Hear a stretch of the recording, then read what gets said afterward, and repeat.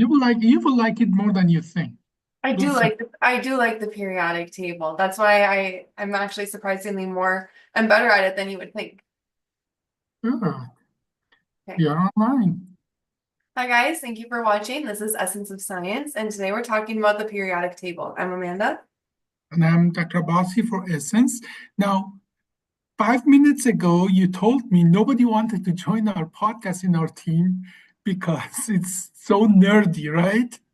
Yeah, it's a little bit nerdy. I mean, we do have a great team of highly intelligent people, but the topic's a little bit nerdy. The Although I periodic have to table. say, no, okay. It's a cool topic. The periodic table is, I mean, the basis of what we are, right? And like our existence, Is but it's, everything we know. Yeah. yeah. I called it actually periodic table a love story. Why do Okay. you think it is? There's a lot of love involved in the. See, you go to school, it's just a dry fact. They dump it on you, and people start hating, science and so on. Where it really shouldn't be. Science is exciting. Science is intriguing, and Actually, yeah, and lots of love involved in periodic table. totally. And actually, now that you mention that, it reminds me of my teacher who I learned the periodic table from. And that's why I do like the periodic table because that teacher was just so crazy, so excited about everything. His name was Dale Swanson. And Okay. he got what? What do you want to? Yes. I want to say there is actual love involved in periodic table. I hope in the school there was no actual love involved. No, he loved the periodic table. No, I'm talking about woman and man love. That kind of love is Okay. in periodic table. And but I think it's all about how you present the science to people. Yeah, that's exactly what I just said. Yeah, and you're very right about that. That if you just throw the fact that people at in the school become dry, people just doze off and get bored and tune out. But if you bring the story, how things were discovered, it's a very, very different story. Like, I think we are all owing our understanding of periodic table to a very young, attractive woman, actually. Now, her name is barely anybody knows her, but we cannot talk about periodic table without talking about who put it together. Do you know who that was? What is that? It was Dmitry Mendeleev. He was a Russian scientist. By the way, he went to Heidelberg. He actually He or went. she? Dmitry Mendeleev is a man. Okay. He was born, I think, in 1830s or so. So, and then he was born in Siberia, where you just get depressed to hear the word Siberia because it is cold. It is like tundra and so on. It is far, far away from any kind of civilization and so on. And he was treated as well that way. He was the backwater kind of a boy that nobody took seriously. So he struggled his whole life. And the fact that he was smart certainly was good for him, but it was harder for him to move forward than anybody else, like somebody from France or Germany, or even somebody from major cities in Russia. But he did go to Heidelberg, the school that I went down. You probably don't know. The year I got into my med school in Heidelberg, we had this celebration, 800-year celebration of University of Heidelberg. So Wow. it's an old school. So by in 1850s or I think it was 1850s when he got there, or maybe later even, it was already the center of philosophy and science and so on and so forth. So he went there, he educated like many Russian at that time, and there's a background to that as well. The, even before that, there was one of the biggest player in Russian history, Catherine the Great. Very few people know, though, that Catherine the Great actually was German, and she really modernized Russia. and created this, brought lots of people that could do the high profession and so on, smiths and iron work and so on, brought them from Germany to Russia. She truly single-handedly, a woman, modernized Russian empire, and it made it one of the biggest empire in the world. In that part of that was because she was Catherine the Great was from Germany, sent a lot of people from Russia to Germany for education. And so Dmitry Mendeleev ended up with a government-sponsored trip to Germany to learn chemistry, the newest, the hottest science. At that time, still few people like Isaac Newton were thinking that you still can turn lead to gold, that all of a sudden they could produce things that for thousands of years we were depending on animal hoof to make glue. All of a sudden, you mix few things together and heat them up, and then you have this synthetic glue, endless. Now, you used to do you used to go and poop on your field to fertilize it. All of a sudden, you could do things and so on with certain elements. You get things from the earth, mix it, and so on. Chemistry. The chemistry was the most hottest kind of things. That's how people became their own time millionaires or billionaires by our standard today. So he goes to Heidelberg, he learns everything. He have a very limited knowledge of things, how they are going. And then he returns back for a regular job. And he remembers that he was a Russian that played and from Siberia. He struggled. His whole life he struggled. His first marriage didn't really work out, and the second marriage as well, I guess Russian women are like Persian women, they are very strong-headed, wasn't going well. And I forgot how old he was, but I think he was in his 50s or even later. And he practically, just committed to this monotone and boring job at the university until he meets this very young, attractive Russian woman. And that actually gives him a lot of energy. After that, he writes in his diary that, he feels like a young man again. It gives him a boost of energy. And you'd be surprised how many of our most important scientists in the world went through the same process, like, Pavlov and lots of others like Heisenberg and so on. Their love life is what gave them energy to keep going. At that time, our understanding of the periodic table was our understanding of the elements was very, very limited. We knew few things. Now, probably a dozen or 2 dozen of elements were discovered. Do you know by any chance what those elements were that they were discovered before periodic table? No. Yeah. Well, the electricity, that was practically 100 years later after electricity was discovered, and we could put it to good use, okay? People still didn't have electricity at home, but in the universities and so on, we had electricity. We could people for example, did lots of different kind of tests. They put electricity in water, and they saw that you can actually have two different gas.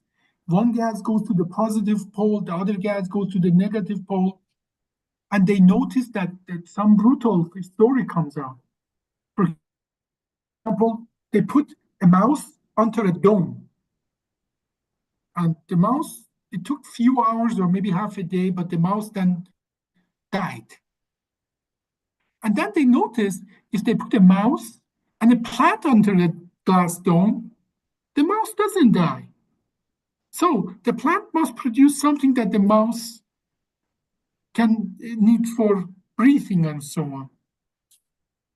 And then they put a candle and and a mouse under a dome. And they notice when candle goes out, the mouse dies as well. Huh. Do you see how interesting that is? Beside the fact that those, I mean, you couldn't do that today, to torture animal and so on. But they notice that there's something there in that air that all living thing needs, animals need, and plant produce. And actually, the name oxygen comes from that oxygen. Okay, Comes from what? well, from oxidating, from thing that we burning. It's something that it needs for burning. Okay, Okay. so and they discovered little by little by eliminating other things that there is something in the air. As a matter of fact, they found out that about 19% or 20% of the what air is that thing that we need. The rest is something else. And they discovered when you put electricity on water, you have two parts. One is the same thing that if you feed it to that dome with the animal lives longer. Or if you feed a flame with it, the flame goes on indefinitely. And the other things that it's so these floaty things that it's just like is lighter than the usual air and so on. And they noted they come together in certain proportion. That's very important. I come back to that later. It is almost like not only a love story, but as well a crime and detective story. Yeah, I was thinking it's like a mystery story. Yeah, it's like a mystery story. At that time, people already knew some acids and some basic solution like they had a good idea about like we used many of those materials for tanning of the skins of animals and so on, for bleaching and so on. So we had some ideas about lots of chemicals, but we didn't know how they work. And um, unfortunately, I cannot go millions and billions of years back, but I can go about 2,300 years back because just by power of thought, philosophers in Old Greek came up with the name atom. Do you know what's the meaning of word atom? No. No, have you heard the name anatomy or Yeah. tomography? Yeah.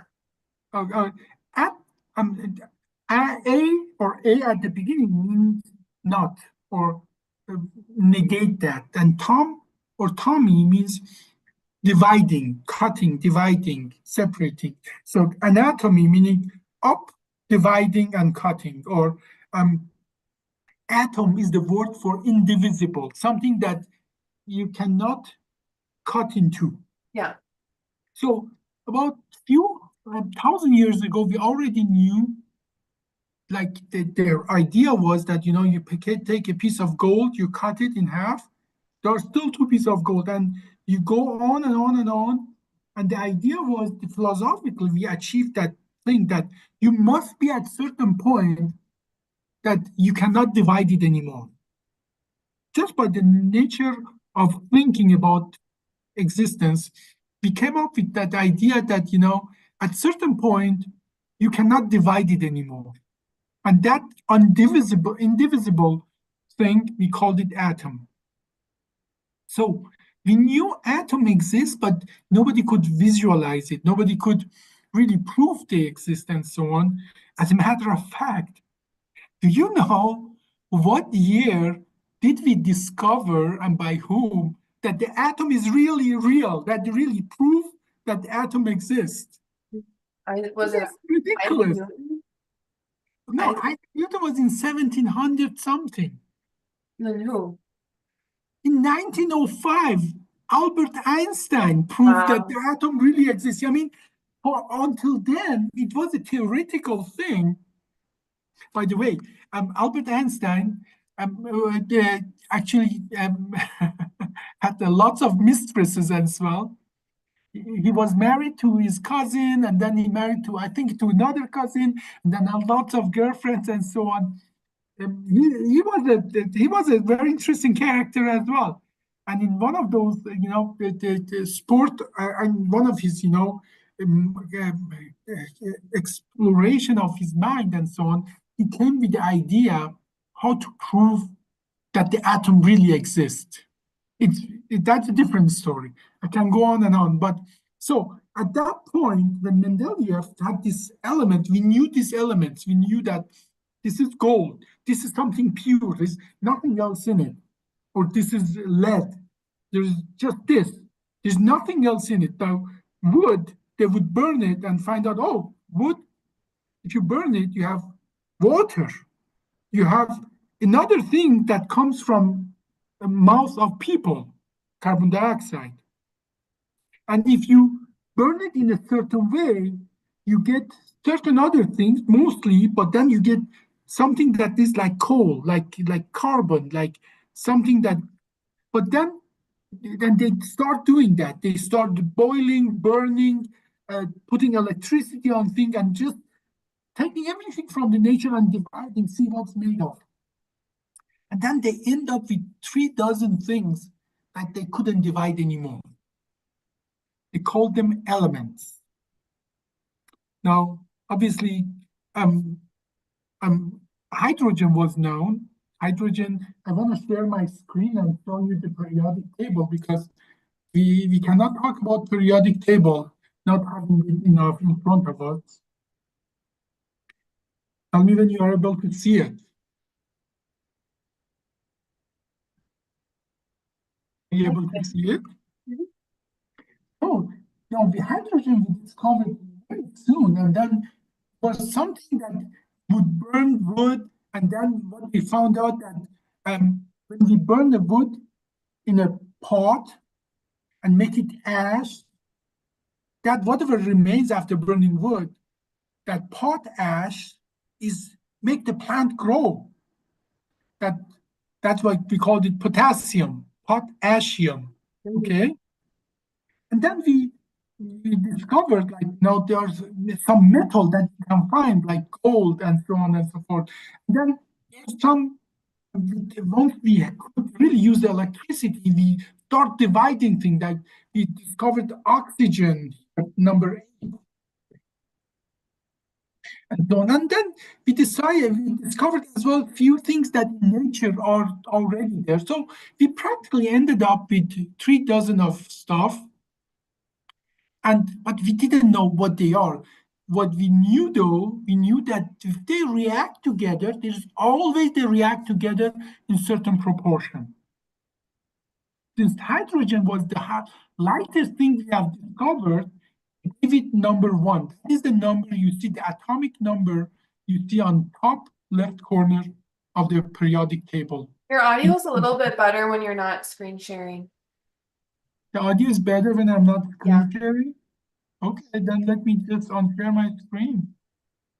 I guess we have to talk about it without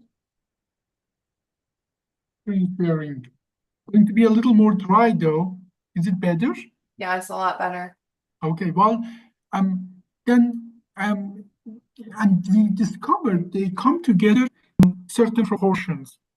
Like always one part of hydrogen with one part gas-wise, one part of hydrogen with one part of chlorine, they combine together, or 2 parts of hydrogen with one part of oxygen, the gases combined together, and so on. And then we as well found out that the proportion of their weight compared to hydrogen, that we noticed that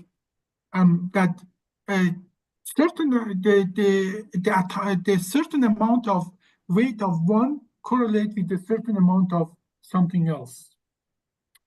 And that how we sort of start gaining knowledge about the elements. Are you falling asleep already? No, I'm following along. No. But at the end of the day, we didn't have really knowledge about how they are working until Mendeleev fell in love and had this boost of energy, and in a dream, actually. It's not said when he was dreaming if that hot Russian girl was with him or not. We don't know that, but it is well known that in a dream, all these elements, like soldiers, they went in lines. They stood in lines, and then he just woke up and ran to his lab. He took piece of paper and, like his dream, he lined them up based on their properties and the weight. So actually, when he did that, he didn't do it, the way they are right now. Okay, he did it just the opposite. Now the column and lines, they were reversed, and he lined them up based on the properties and how they behave. And he found out there are lots of empty spots. And just right there, like that, he said there are some elements that will go there. And then once he came out, actually people at first didn't accept it because, again, he was who he was. Well, and also not only that, but anytime something's new, it's not going to be accepted. Yeah. Well, and then especially if that person is from Russia, because science would come from Germany and France and England, but Russia or Spain even, or that's not where the science comes from. Okay. So even then, if your name was Robert Smith, you would be more scientifically accepted than if your name was Dmitry Mendeleev or Ramon Cajal and so on. There's a different story about that. That's a different story. So humanity was this miserable all along, that we weight people based on their origin, even then. Either way, in his dream, these elements, like soldiers, they make lines and so on. He goes and organizes them. And then, based on that, he can explain why, until then, we just knew that one part of, like 2 parts of oxygen by volume combined with 1 part of oxygen and make water. But then when we measure that 1 part of hydrogen is or 1 part of oxygen weighs 16 times more than 1 part of hydrogen. We have no idea why it works, but if you now look at the periodic table, you see that even though the periodic atomic number of oxygen is 8, but it's 8 protons and another 8 neutrons, so it is 16. The atomic weight of it is 16. So once we organize them in that form, lots of natural behavior of elements could be explained. And then over the years, people found those empty spots that he predicted. And that gave him actually a lot of validity about that this is real. This really helps us to understand the nature. And then, obviously, it went on, and we discovered more and more elements. And then there were, by the time I was born, we had 104 elements in the periodic table. Do you know how many we have now? I don't know how many. 118. And so that actually just confirms exactly what I always say, and you always deny that we don't know all of the there has to be more elements that we haven't discovered. I never denied that. You deny it actually, you know what, Cassandra, cut this out and show all the times that I've talked about elements, and Abbasi has literally said that it's not possible that there's undiscovered elements. Because that just shows you, by the time you were born, from the time you were born until now, 40 elements have been discovered. That's 40. 104 to 118. Okay. 14. 14 elements have been discovered in 55 years. So you're telling me that in 155 years, it's not possible we find one more? I never said that we don't find more. Yeah, you did. You always, come on. Don't need it. Okay, now Now, some of those elements have existed only for a millisecond. So we found most of natural stuff up to atomic number like 90 something. We discovered many of this element, they come in variation, and some of those variation are not stable. Like entire lead on the planet Earth is made out of uranium breaking into something else and lead. That's all that exists on Earth. Or, not surprisingly, do you know what's the second element in the periodic table? Well, I have it in front of me. Helium. Okay, helium. Yeah, okay. Yeah, Helium, but why is it helium called helium? I don't know, but I do know that we have like supposedly a shortage of helium. That's a very good answer, but why do we call helium helium? What is perihelion? Have you heard of that? Or helium is the Greek name for sun. Okay. Okay, but sun has been called in Greek Helios for thousands of years. Why did we call helium after sun? I don't know. I have no idea. Does it have to do with something with our solar? Like, It's a detective thing. I don't know. Just tell me. Now, helium is so light, any natural helium goes to upper part of the atmosphere and get pulled away by the solar, solar storm and solar radiation away from there. So helium, we had no idea helium existed, but somebody smart, his name was Isaac Newton, discovered if you take a prism, put it in the sun, all of a sudden you have this what we call spectral line. You have first of all, you have the spectral colors, meaning you put the prism in front of the sunlight, all of a sudden it breaks into different kind of colors. And if you look carefully, there are some lines missing in that spectral color. And then they discovered that some of those lines, when you burn it like an element and turn the light of that element into a spectral line as well, like the prism, you can identify an element by heating it up, and by those missing lines, you can identify that that element exists in whatever it's getting burned. By the way, we still use that today to identify chemical material.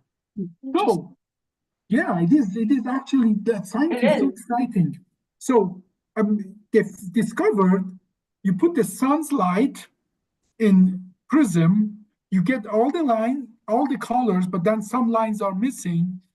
And those lines that are missing, they discovered many of them correlate with the hydrogen. So sun must have a lots of hydrogen.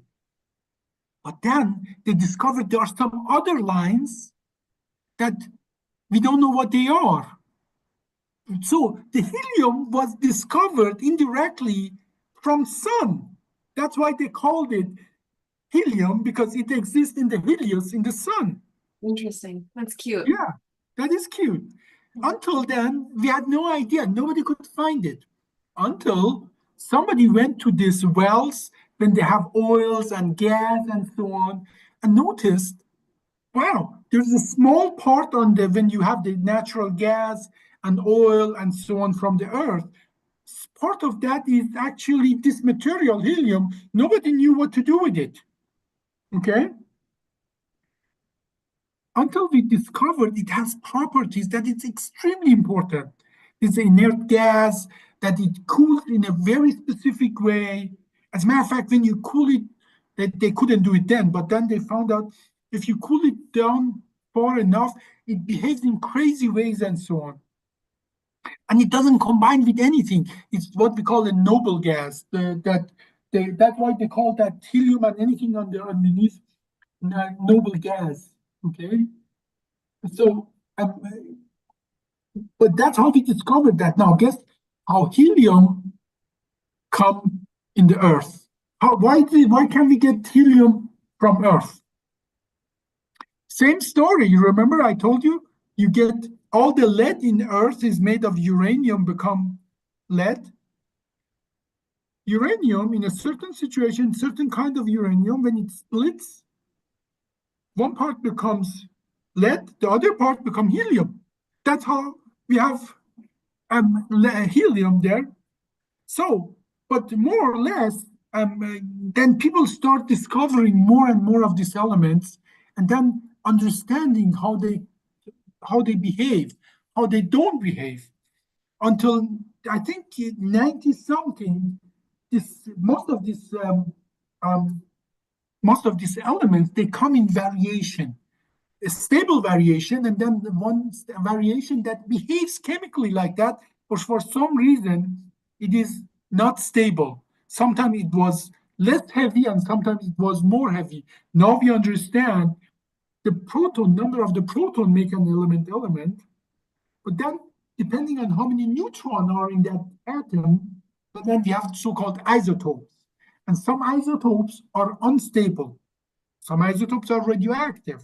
Like everybody thinks uranium is radioactive. No, no, no. Only a certain kind of uranium is radioactive.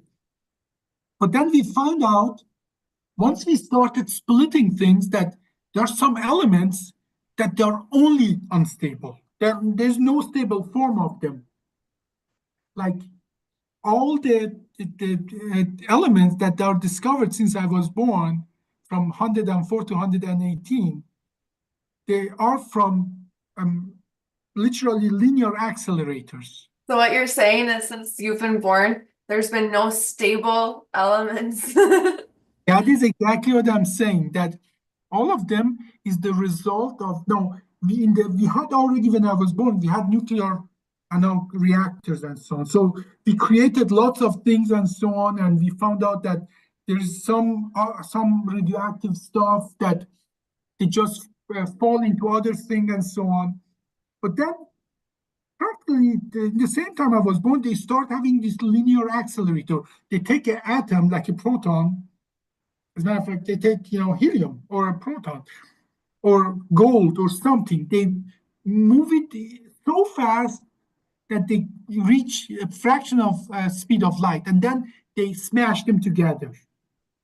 By smashing them together, they found out there are some other elements that we had no idea, but based on what once we examined them, we found out that they are elements with more than 104 protons. Almost all of them they live just like a fraction of a second. As a matter of fact, some of them are so rare, and what you have to do is so literally, so you have to spend so much money to produce them that the gram of some of them are like $100 billion. Like which one? I forgot which one it was, but let me go back and see that. Like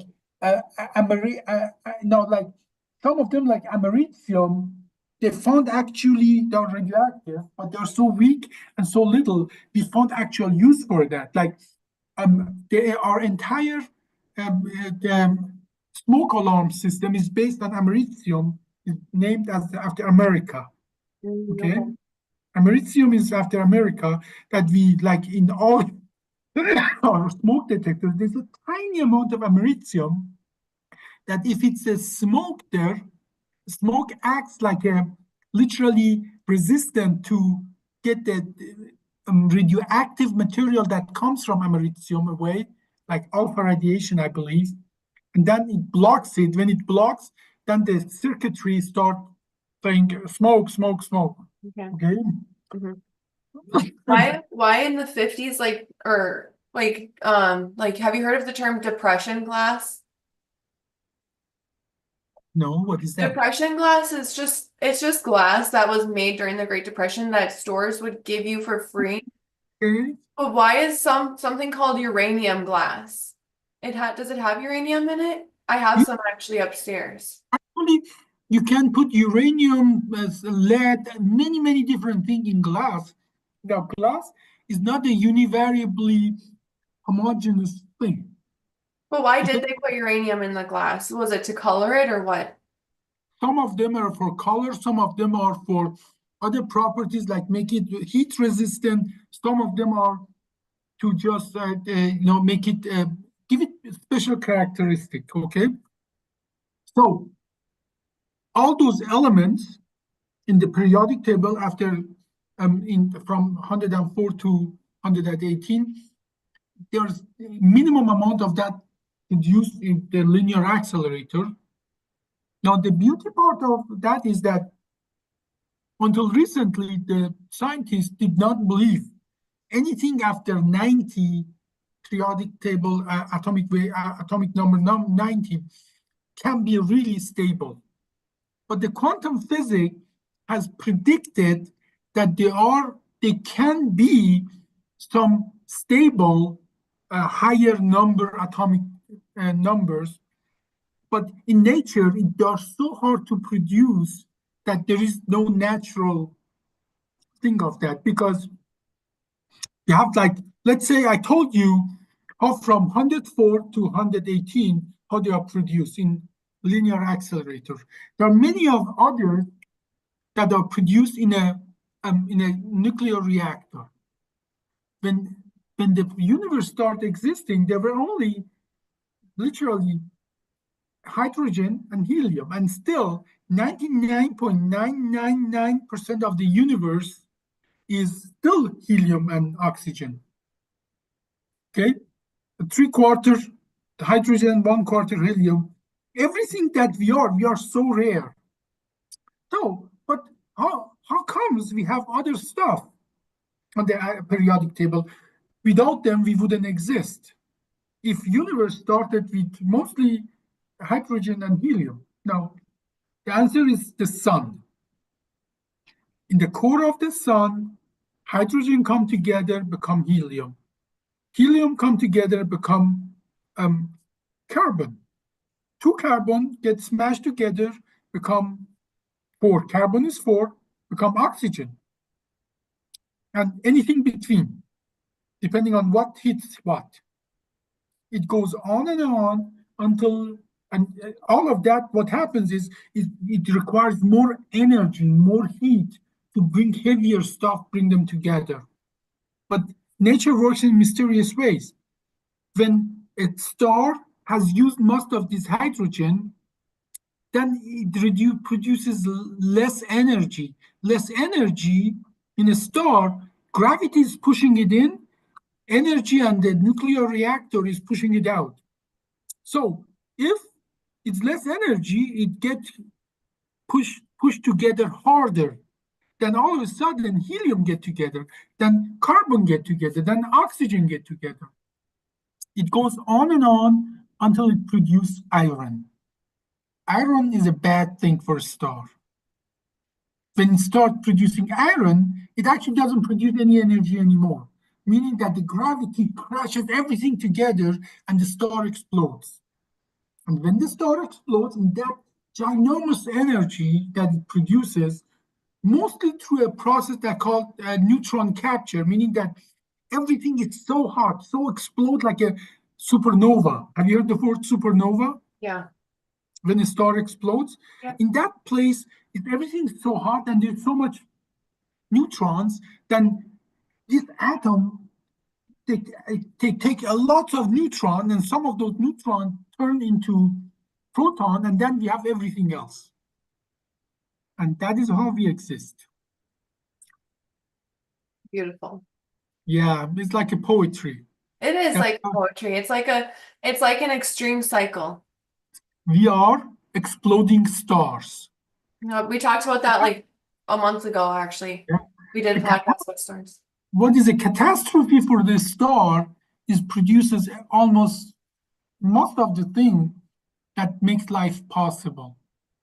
Because anything that if you look at the periodic table, iron is 26.